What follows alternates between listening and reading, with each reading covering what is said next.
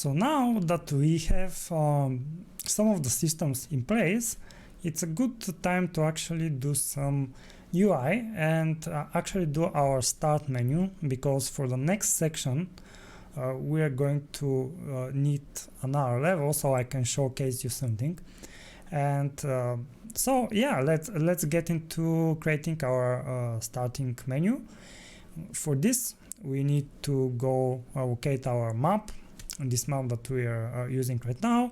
With me is content jump cubes maps, and I'm going to just duplicate this, and I'm going to name it start menu, and just open it, save selected and open it. And in here actually we don't need any timer or procedural level, we only need this visual thing here, the sky.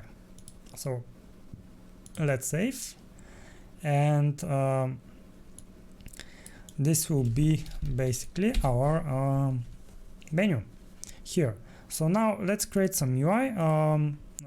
Go to your jump cubes folder and find the UI folder that we created in the beginning, and here you can just right click and go to user interface and create a widget blueprint.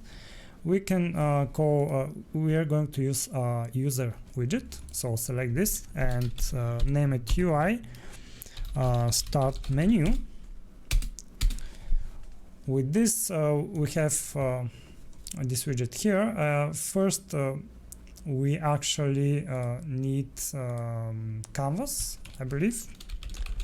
So let's get the canvas panel, and if you click here and move, you can do your desired resolution. For me it's 1920 1080, so I'm just going to do this, and I'm not going to do anything fancy here for now. So I'm going to do just a button, and I'm going to name this start.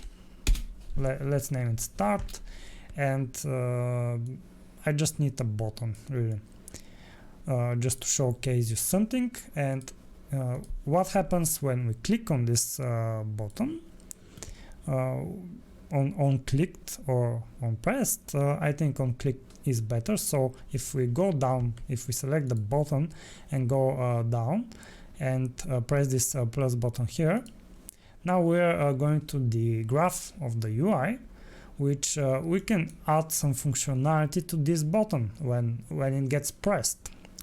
And now here on this event on clicked, we're just going to do load level instance by name. Actually no, not like that. We need to do something else. It's open level by name, and here we need the exact name of our main level, because we are going to transition to this level. And now here when this map open, and this will be let's just first set this to be our main map that opens first. So go to settings, project settings, and find the maps and modes, and select start menu, and change it here. And now when we open the game in standalone mode, this will be the first game that the first level, sorry, that opens. And we have our UI that we created, but we actually need to initiate this UI. So when do we initiate this UI that we just created? And we can go to the level blueprint, and in here when we begin play, we need to instantly initiate it by, we need to first create widget, and we need to select our start menu here, and place it here, and then we need to add it to viewport. I don't know why they did it like creating and adding. Maybe it's a good thing they did it. It has implications, and now if we play the game, now we have this button, but as you see, a few things are happening here. Well, first we have a character. We can click on the button, and as you see, sorry, as you see, I have this mouse, but if I click anywhere in the world, there are a few things that we actually need to do first, and one of them is first we need to actually set our mouse cursor to be visible. So if it's pretty simple, if we go to the level blueprint, get player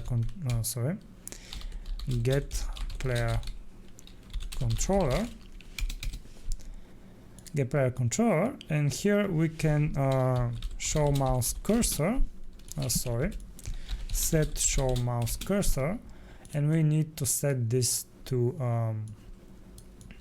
obviously to true, and we can also do set input mode UI only. So this will be taking our input only for the UI elements. We don't need to lock the mouse. Let's organize a bit. And here now, if I play the game, I always have the mouse, as you see. If I click, it doesn't change if I click here, but the problem is that we have this character that is falling, and this is not what we want here.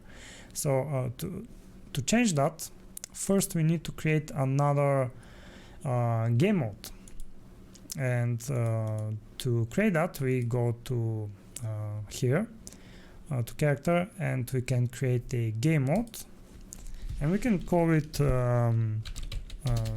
start menu game mode. And if we go to world settings, we now can change our game mode here, and let's save. Let's see what happens now.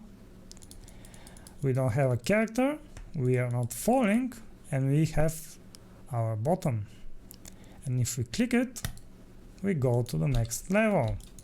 However, I cannot move my character because there is another step that we need to do.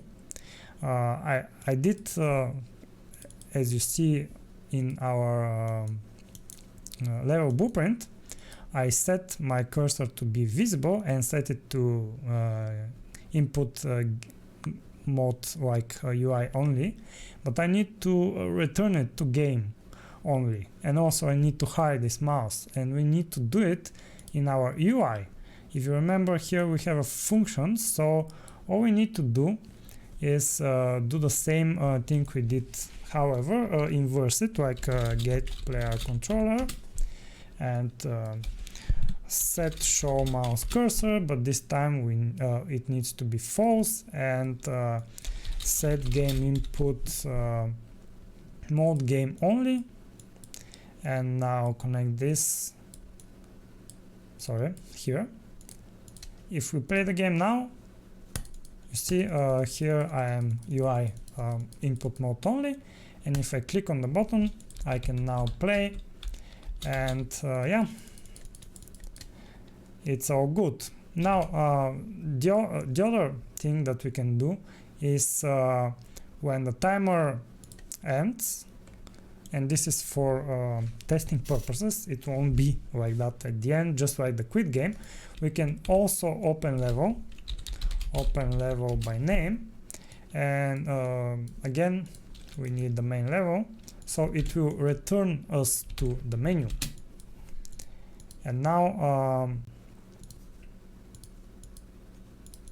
if we play, or rather we can actually do main level, not the menu. We need to return us to hold the level, basically to restart the level. And if we play this, and if we if the timer goes to 0, it will just restart the level. As you see, we have the timer again. However, there is an issue, and we're going to have a look at that issue next. Hey, thank you for watching this video. Thank you for staying till the end.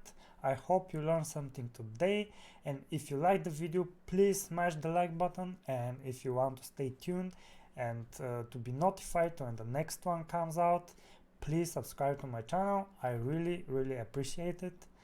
And this is for this video, so see you in the next one. Bye bye.